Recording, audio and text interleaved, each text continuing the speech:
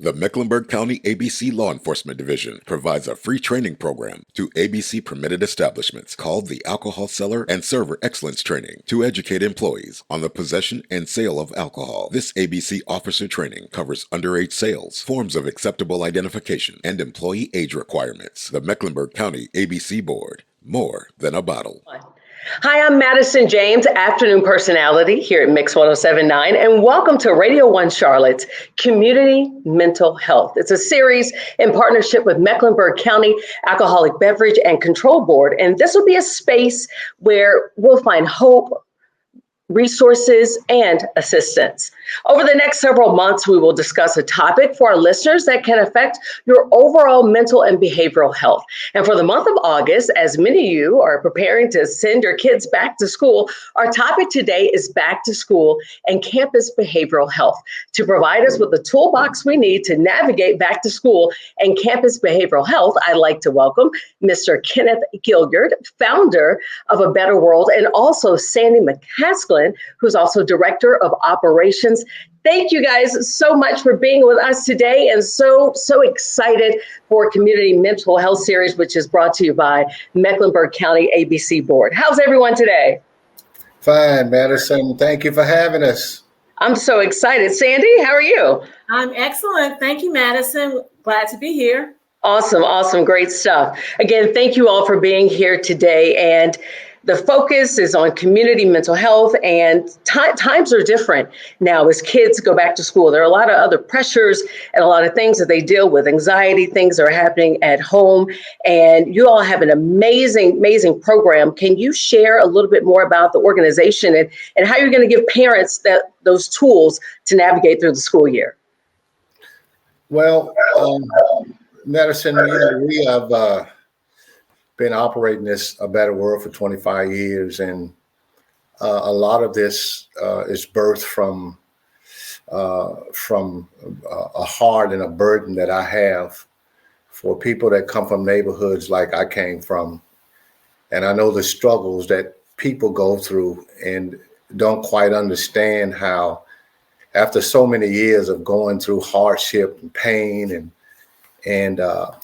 lack of this and lack of that and lack of food and being in a food desert and not eating healthy and running out of soap, running out of toothpaste, running out of deodorant every week, every day of the month for years and years and years. And some people don't know the burdens that put on children.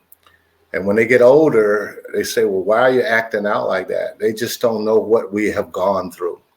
So I understood that world and know if you just had somebody to support those things, those basic need things, and to help you with just the basic needs, and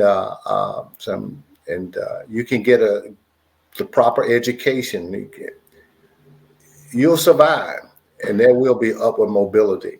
But the mental health part of it is, you're so broken by the time you get to 13, 14, 15 years old, because you've gone through so much. And then on top of that, you can't read and write. You're not operating on grade level. They say if you can't read by third grade, the chance of upward mobility is none, slim to none. Mm-hmm. And by the time you get there, mental health is turned into insanity. And then the young people start acting out, and it's getting even worse today. So A Better World steps in and say, hey, we got you. And we know where you come from. We know it's going to take a while, but we're not going anywhere. We're going to hang in there with you. And that's why we've been hanging around for 25 years. And we're so grateful for the services that you provided. And like everything comes from a need, right? You saw the need and you thought, there are other families that can really benefit from this great service. Sandy, you are Director of Operations, and also we have joining the conversation too, Taylor Justice, who is the Executive Program Director. Thank you all again for being here, and welcome, Taylor, to the conversation. Can you share and I'll have you go first, Sandy, and then Taylor, you can piggyback on that. What makes your after-school program, what makes it different than the other programs out there? Well, one thing that makes us different, Madison, is that we want to support the child holistically. I mean, provide for them physically, whether it's daily hot meals, we provide them with fresh produce and groceries during the week, or we provide outdoor activities as well. And of course, we have to provide the academic support. We have a program that we use called iReady that helps those children to get back on grade level. We also have a reading buddy program, and there are so many other things. We have counseling services provided to our children. So that is one of the things that I think make us different from other after school programs. And Taylor, would you like to add and kind of piggyback on that, if you would? Yeah, definitely. As Sandy had mentioned, it's a combination of factors beyond the academics alone. It's that academic development, that social and emotional development, and that's where the mental health piece plays a huge part, and it's key. We address the physical health and well-being, again, tied to mental health, and of course, the spirituality part of it. And the prevention and early intervention at such a young age, when they start with us, they are guaranteed success and to get out of poverty. Again, such amazing things that you all are doing. And can you guys really focus? You touched on this earlier when you were speaking about literacy, and some kids don't have the skill to be able to read or write or read at the level that they need to be at. And sometimes that creates isolation, bullying going on, because that's happening in schools, embarrassment, and also it hinders the confidence because there's something that no one else knows. So can you talk about how literacy is important and what you have done to really shine a light on that and help kids be their best self? Yeah, the Opportunity Task Force that was formed, I guess 6 or 7 years ago, and a group of leaders in this city did a study for like 2 years and found that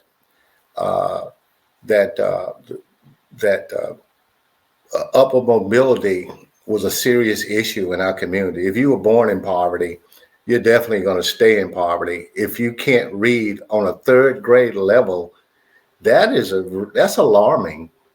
Because now I got to tell an 8-year-old at the age of 8, if you can't read on third grade level, you're going to fail. You're not going to get out of poverty. Now, what does that sound like telling an 8-year-old child, you are not going to make it? I mean, an 8-year-old.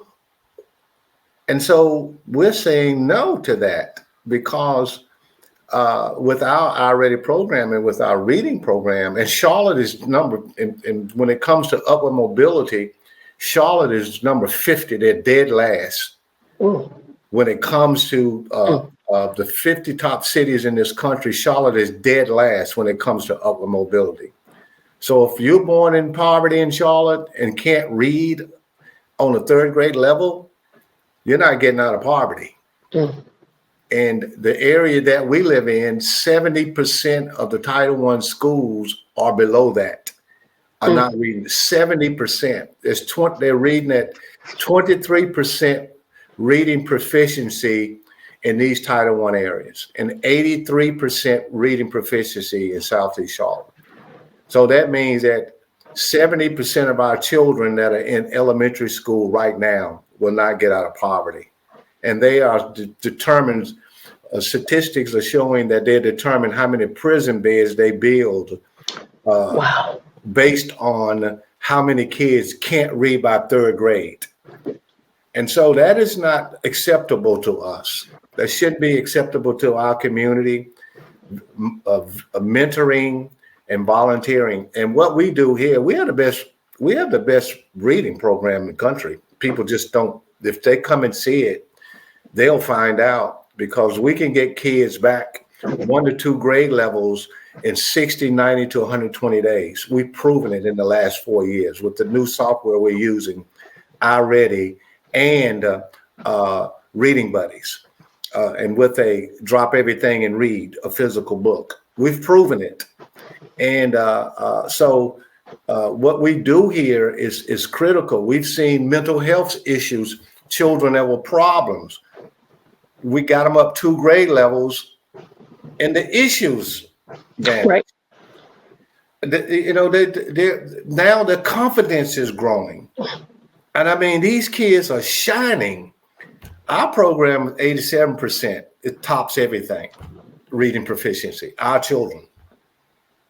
Unheard And of. like you said, right? Sometimes it comes to kids, they don't have the skills to really express how they feel. So they have a tendency to act out. And Right. what you just said, when you're bringing them up in those levels, you see a Right. whole different child. Whole different child. And we see it, it may take, we've had kids come in the program, I mean, they're acting out really bad. And we know, I mean, we could say, we can't deal with them, but we know, hey guys, we're going to have to hang in here. We know at least 3 weeks to see if we're going to, and at least after about 3 or 4 weeks, that child begins to calm down because now they're getting used to a systematic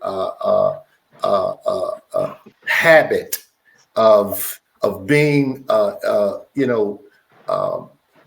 just someone loving on them and being Yep. patient with them. Because the world, with the kind of brokenness and mental health we're dealing with, these are not our kids and they're not the world kids. And nobody's going to tolerate that in the world we live in today. First, you got to have a deep love to tolerate the brokenness that's causing the mental health, and then start slowly, dealing with the problems. Like, that's why we feed a meal every day, a hot meal every day. We have a cook so that child will know that we love them and man, they care about me. And we get them in these computer labs, 30, 40 minutes, a day on this iReady program. They twist and turn for a minute, but after about a week, they settle in and they're laser focused. And so that's a very deep love that can only deal and tolerate with that deep level of brokenness. Only a deep love can deal with a deep brokenness that the average person is not going to tolerate. Right. And you guys are doing amazing work. And to that point, right, pouring into kids, it takes a village. And we actually have a parent who has benefited from your services. We have Lakita, who is going to join us right now. And Lakita can really share Ken and the staffs, Sandy and Taylor, what happens when you have people that care and pour into a child, because we need help coming from all different angles. So Lakita, tell us about your experience. Yes, good morning. As I'm listening to Pastor Ken, I'm excited to be able to share our story because I feel like what he's sharing is truly what we were going through. So my children came to live with me when they were 3 and 7 years old, and my 7-year-old could not read. He was headed into 3rd grade. He could not read at all. He could recognize letters. And I stumbled upon A Better World. And for me and my husband, for us being first-time parents, we didn't know what to do. We had some pretty serious behavior issues with my son, the 7-year-old. He was very aggressive physically. He was a little bully. He was a class clown, and I had, forgive me because I'm a little teary. It really, like, this is so deep for us. And we didn't know what to do with that.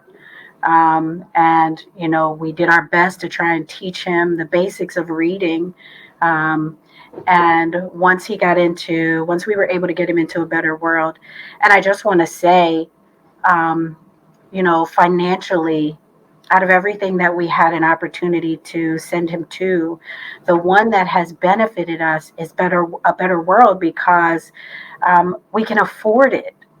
It's not a choice for us between sending our kids to after school and summer camp or having enough groceries and being able to pay all of our bills. It's not a financial strain on us. Just because, you know what I mean? Sometimes I feel like the cost of things for children is just exorbitant. So sending them to A Better World, I would say within the first year, my son started reading. and we struggled with him getting F's in school. There were still behavioral issues. They provided us with a therapist, and he started getting therapy in school. And some of the issues that I didn't know how to deal with, he began to come home responding to me differently, responding to my husband differently. When Pastor Ken talks about experiencing love, like the children experiencing love from their after school program, like it really is like a family experience. Like these are the people that I know they're protecting and loving on my children. They're disciplining my children. They're not, just allowing behavior to run rampant. It's almost very fatherly and very motherly in their interaction. I see my kids hug them, and they're excited to tell me the new things that they're learning and that they've done. So now, he is heading into 6th grade now. So we went from 3rd grade to 6th grade, 4th grade to 6th grade. And his last, the last quarter, he was getting F's all year, behavior issues all year. By the end of the school year, he was up to a C in all of his classes. And for some, that might seem like not a big deal, but going from F's to C's, like, we celebrated, you know what I mean? So his behavior, he's becoming such a little gentleman. We're able to see that he has a heart for other people and that he desires to help. Like he's blossoming in such a way that we never could have expected. We never could have accomplished on our own. We do need a village. ABW has helped us with food when it gets tight and we don't have enough. I consider us a middle-class family, but that doesn't mean that we don't struggle to manage our bills, to manage keeping food in the house, healthy food in the house, because certainly there's junk that we can always provide for our kids, but they provide us with fruits and vegetables, garden fruits and vegetables. Sorry. You're fine. This is a safe space. I'm over here about to dab up, so you don't see like mascara running down the side of my face. It's just amazing work that Ken, Sandy, and Taylor and their staff are doing. My question to you is, have you seen your son pour into other kids? Almost like, you know what I mean? Like it's almost like a transformation of, he recognizes something maybe where he used to be. Do you see him now kind of stepping up and maybe saying, hey, you might want to try this way of how you tackle that problem? Or maybe like the reading buddies, why don't you come read with me, even though they may not be in the program, but it's still spreading that seed. Yes, there are kids next door and in our neighborhood that he has connected with, and he invites them over our house to read when I say it's reading time. He's always trying to invite the kids to join after school and camp. So I've talked with other parents about it. But sometimes it's hard to convince folks that this really is what it is what we say it is. So yes, he is. We see the leader in him. He is going to be, I have no doubt in my mind that my son is going to be a leader of something someday, because he's always pulling in other kids and trying to give direction and a little bossy, but I think that it's being honed in such a way that he's going to be an excellent man as he grows. Well, Lakita, thank you so much for sharing your story. I'm telling you, when people watch this, like you said, sometimes in certain communities, there is a mistrust. And, kind of like, are they really there to help, or are they not really there to help? But your story is really going to shine light on the amazing things. And like I said, I was getting emotional hearing your story, and we're going to root for your little man to win. A Better World has community partnerships, right? Because you can't do this, like we talked about, you can't do this by yourself. And one of those partnerships is with the Mecklenburg County ABC Board, which happens to be our sponsor for community mental health. And I'm going to bring in Senior Officer Scott Minderline with the Mecklenburg County ABC Board Community Engagement Law Enforcement Team. Officer Minderland, how are you? How are Minderline, you? I'm sorry. How I'm are doing you? well. Doing well, thank you. Great, great. Can you share with us the impact and success stories with the partnership with A Better World, which you have seen? Absolutely. I have seen this firsthand by volunteered and helping out at A Better World. I've been helping them probably for the better part of a year and a half. And I agree with what Ken was saying about poverty and a lack of confidence can lead to substance abuse issues, whether it's illegal drugs or alcohol or something of that nature. And because without having that education, it's very easy to fall back into, well, let's just go out and do something that we shouldn't be doing, which is where they are leading people away from young kids. And I'll give you a story that we see a lot in law enforcement is we may be eating lunch or dinner and a mother will come up to us with her young children and will say, these are the people that will put you in jail if you don't do right. At which point we'll look at the kids and say, if your mama don't do right, we're going to put her in jail. So, I say all that to say this. We are trying to be approachable to these kids. Yes. We want them to come to us and not run from us, right? That's what we want. And that's what I see working at A Better World. And one big success story that has come out of what a lot of us doing from reading to young kids and helping them learn and engage with adults. One big thing that I have seen is there was one specific child that was being bullied, didn't know what to do. Okay. One of our officers could tell that something was going on, but didn't know what, and was able to build a bridge with this child, went to the child's house, talked to the mother, and was able to overcome this bullying issue and make this child a better person, which would have never happened if we would have never been involved at the world. So that's just one small little section that I can say that, outside of all the other ones we've done, but I know for a fact that we did help one kid that was being bullied, that one of the officers noticed something just wasn't right and was able to step in. But I will say again, I have been there. I have seen it. I have served food. I have taught the kids. I've had little kids fall asleep on me. I learned I'm not as good as I think I am.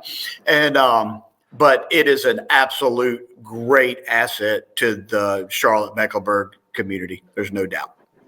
Oh my gosh, Officer Minderline, that was some amazing stuff that you were sharing. Can you share about the initiatives that you have the Plain in Sight initiative and also the asset classes? Can you talk about that partnership and how that works? Absolutely. So Hidden in Plain Sight is a new program that we are just starting. And basically what it's going to entail is it's going to be for adults, parents, educators we actually are purchasing a trailer that we're going to tow behind and we'll take it with us. In this trailer is going to be a mock bedroom from a bed, a desk, a closet, so on and so forth, where we can bring in these adults a couple at a time and let them look around in there to see anything that they're not aware of. And I've got an example. I'll give you an example of this. Okay, please. A simple can that's sitting in a bedroom. This is just what you would buy in a store for $4. A parent might look at this and be like, oh, it's just a drink. It's heavy, whatever. But they don't know that if you screw the top off, you can hide an illegal substance in there.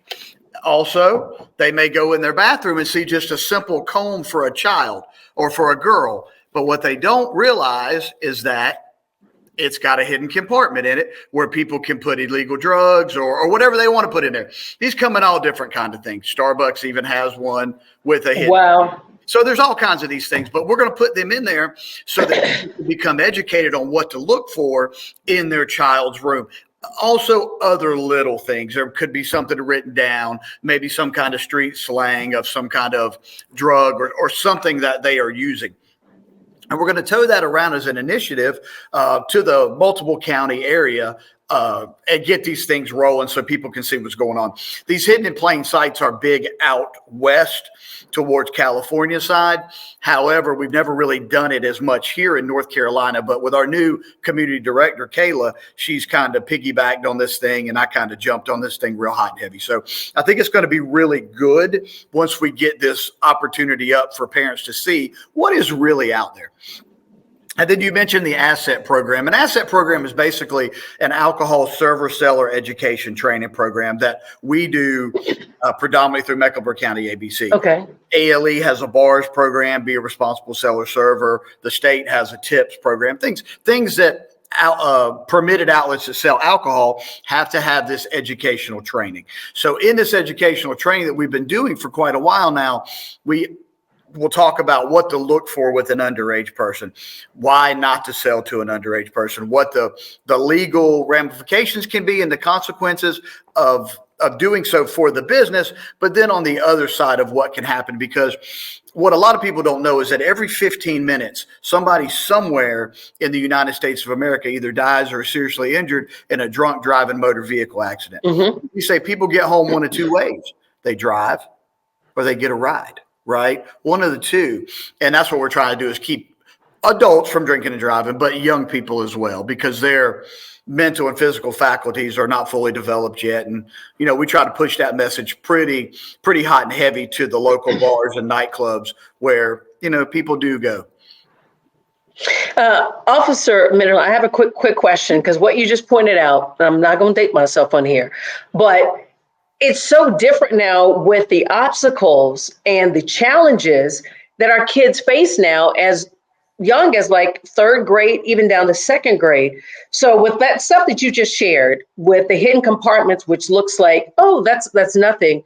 Can you explain, like, because some people may think, oh, that's not happening in Charlotte, but can you just just because it's in a bigger city now with the internet, there also is like a trickle down effect, because you can see what somebody else is doing and you can bring it into the community that may not be as exposed, and then we've got a situation.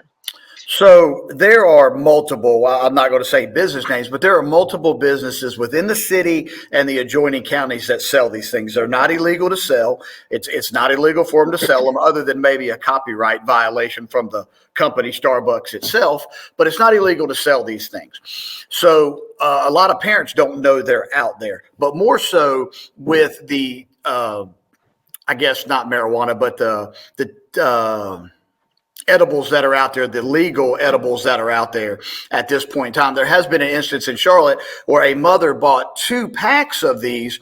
She took them home. The child thought that they were like Skittles and wound up eating half the pack, wound up having to go to the hospital, got hospitalized, wound up being okay, but it could have been a lot worse from an overdose from a legal substance, so to speak, but the child thought it was candy because it looked like candy in there. So there was a school resource officer conference a couple of weeks ago that we attended and set up some of these things with the Secretary of State's office. And a lot of SROs were like, I've never seen that. I have no idea what that is.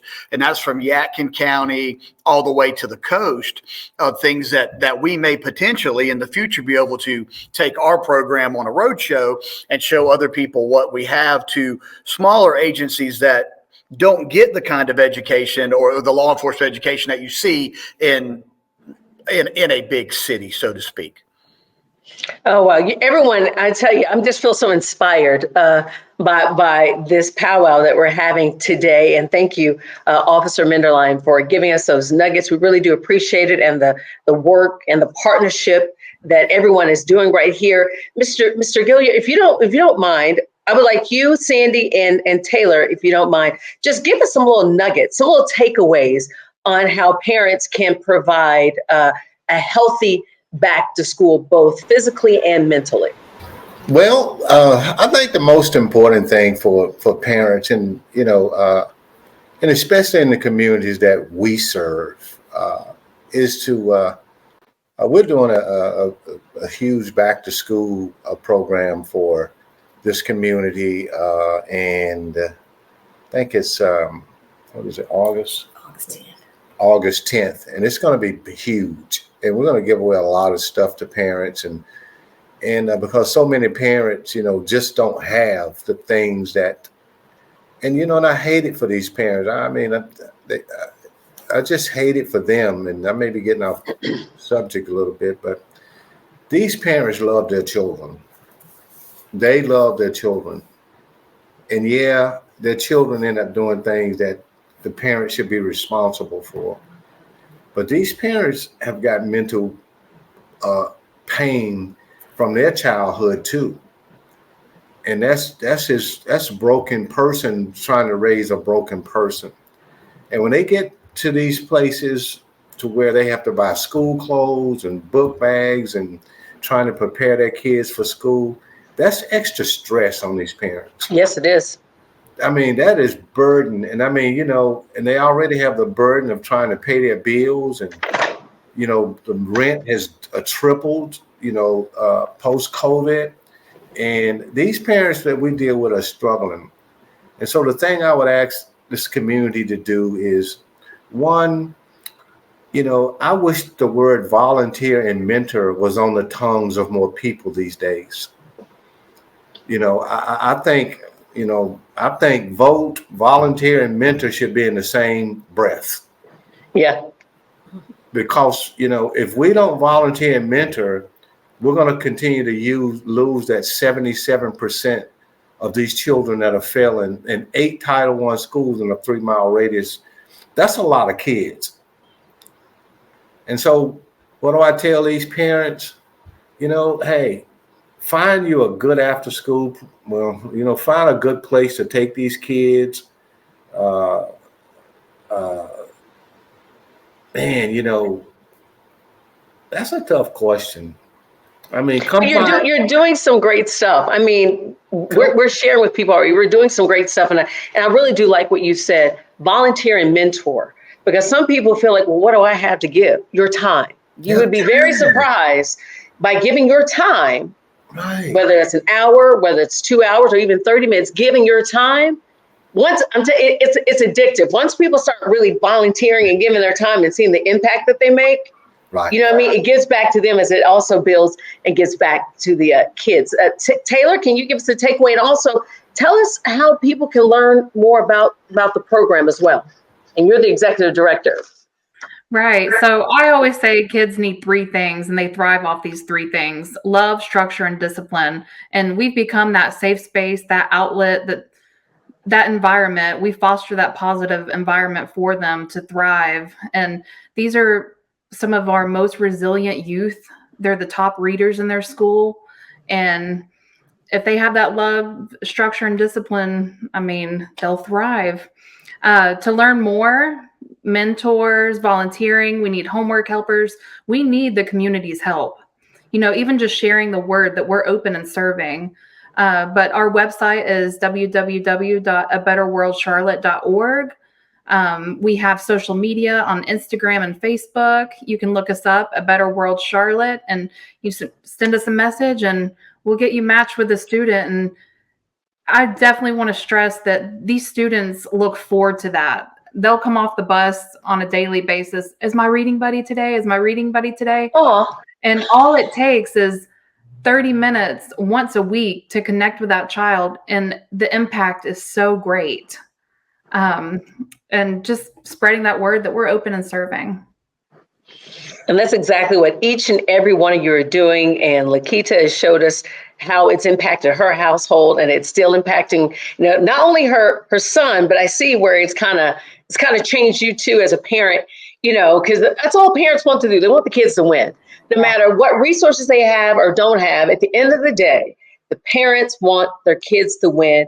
And sometimes parents need a little more help in order to do that. And with your support of A Better World, Ken, you're making it happen. Sandy, you're making it happen too as well, Director of Operations, and Taylor, who's the Executive Director, and then partnering with Mecklenburg County, ABC. We got Officer Scott Menderline there. I mean, everybody. I mean, I'm that type of person, guys. It's got me hyped up. Like I feel like I want to lean in. Just so many great things are happening. We really appreciate you sharing your initiative with the series and things you have going on with the back to school and campus behavioral health, which we're getting kids ready. We're giving them the tools they need as they head back to school. And our time has come to a close. And like I said, I want to thank each and every one of you for taking out your time to share the great things that are happening with A Better World. And, who knows, from this, we might get a volunteer. We might get a mentor.